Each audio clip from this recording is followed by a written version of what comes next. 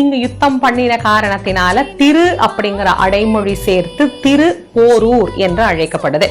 நாம பார்த்து வழிபடக்கூடிய கந்தசுவாமி அவர் எதிலே இருந்தார் அப்படின்னா ஒரு பனை மர பாத்திரத்திற்கு உள்ளே அவர் இருந்தார். மூர்த்தி ஸ்வரூபம் அப்படின்னு இந்த முருகப்பெருமானுக்கு பேர். ஸ்வயம்புமூர்த்தியா கிடைக்கும் போது அந்த பனைமர பாத்திரம் கிடைச்சது இல்லையா, அது அக்ஷய பாத்திரமாக இன்றைக்கும் ஆலயத்துல வழிபடலாம்.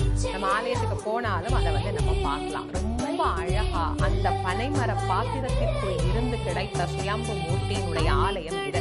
இங்க முருகப்பெருமானுடைய சன்னதியை தவிர பல சன்னதிகள் அமைந்திருக்கு. பிரணவ கோலத்தோடு அப்படிங்கிறதையும் நாம சொல்லலாம். பன்னீகநாதர் அப்படிங்கிற பெயரோட சிவபெருமானும் இங்கே எழுந்தருளி அருள் புரிகின்றார். புண்ணிய காருண்ய அம்மன் அப்படின்னு இங்க இருக்கக்கூடிய அம்பாளையும் நம்ம பிரார்த்தனை. முருகப்பெருமானுடைய அருள் பரிபூரணமாக கிடைக்கிறது அப்படிங்கிறது இங்க வரக்கூடிய பக்தர்கள் அவர்கள் பெறக்கூடிய நலனில் இருந்தே நம்ம